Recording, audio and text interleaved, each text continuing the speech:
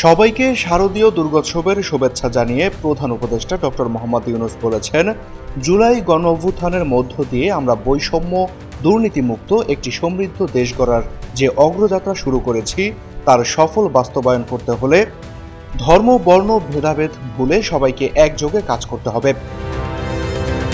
রোববার রাতে দুর্গাপূজা উপলক্ষে ভিডিও শুভেচ্ছা বার্তায় তিনি একথা বলেন।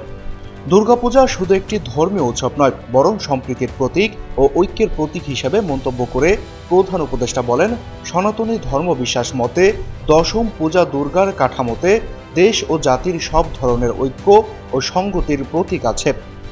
লক্ষ্মীর ধন সম্পদ, সরস্বতীর জ্ঞান, কার্তিকের বীরত্ব আর গণেশের সাফল্য এবং দশভুজা দুর্গার অসীম শক্তি সম্মিলিতভাবে সমস্ত অশুভ শক্তিকে পরাজিত করে।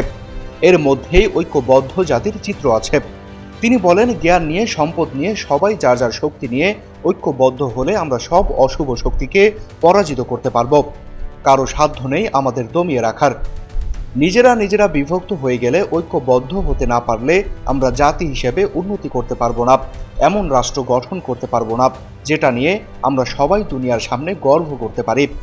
ডক্টর মোহাম্মদ ইউনূস বলেন, দুর্গাপুজো উপলক্ষে গত বছরের মতো এ বছরেও সরকারি ছুটি 2 দিন রাখা হয়েছে।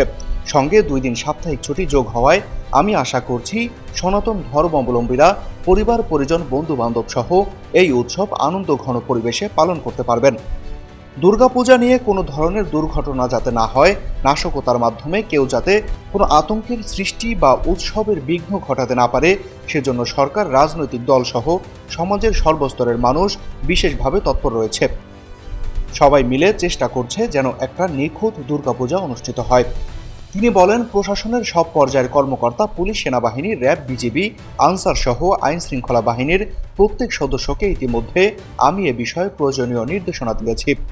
উৎসবের দিনেও যারা এই কঠিন কাজে নিয়োজিত রয়েছেন, দিন রাত অক্লান্ত পরিশ্রম করছেন, আমি জাতির পক্ষ থেকে তাদের প্রতি কৃতজ্ঞতা জানাচ্ছি।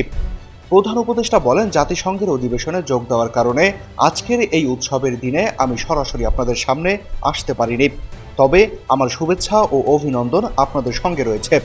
সব অশুভ, অন্যায় আর অন্ধকারকে পরাজিত করে সম্প্রীতির জয় হবে। বাংলাদেশ এগিয়ে যাবে কল্যাণ ও সমৃদ্ধির পথে সৃষ্টিকর্তার কাছে, এই প্রার্থনা করি। সবাইকে আবারও শারদীয় দুর্গোৎসবের শুভেচ্ছা জানাচ্ছি। Mahadi Hasan BN, people voice television, Dhaka.